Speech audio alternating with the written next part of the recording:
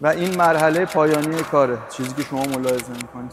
رایا تفلون مرکز تخصصی خدمات پوشش‌های تفلون PFA، FEP، PTFE توی ایرانه که شامل تمام صنایع از جمله دارویی، کشاورزی، صنایع نفت، گاز، پتروشیمی، آرد و نان، شیرینی پزی و حتی کیک. تو مرحله اول ما ظرفا رو از شما میگیریم و کدگذاری میکنیم، ظرفای کهنه‌ای که خیلیش قابل استفاده نیست، و برای چربیگیری سوزوندن پوشش داخل و حتی بیرون. بعد از چربیگیری ظروف سوزوندن رنگ و تفلون قبلی وارد این مرحله میشیم، سمبلان، که به صورت کامل اون رنگ و پوشش قبلی رو به صورت کامل از بین میبره تا به خود فلز برسه. بعد از اینکه ظروف سمبلانس میشه به این شکل در میاد، یعنی ما به خود فلز میرسیم و بعد از اون میایم وارد مرحله پوشش دهی.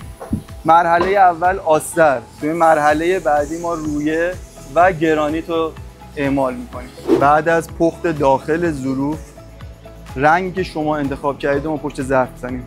رنگ رو طبق کدی که تهش هک شده جدا میشه و وارد این مرحله میشیم تا رنگ بیرونش رو برای شما انجام بده. اجرای این پوشش‌ها میتونه به شکل قابل توجهی ضریب استکاک رو بیاره پایین، مقاومت به دوا رو ببره بالا، ضریب خوردگی رو کم کنه و مقاومتشون رو در برابر اسیدها و بازها بالا ببره. و این مرحله پایانی کاره، چیزی که شما ملاحظه میکنید.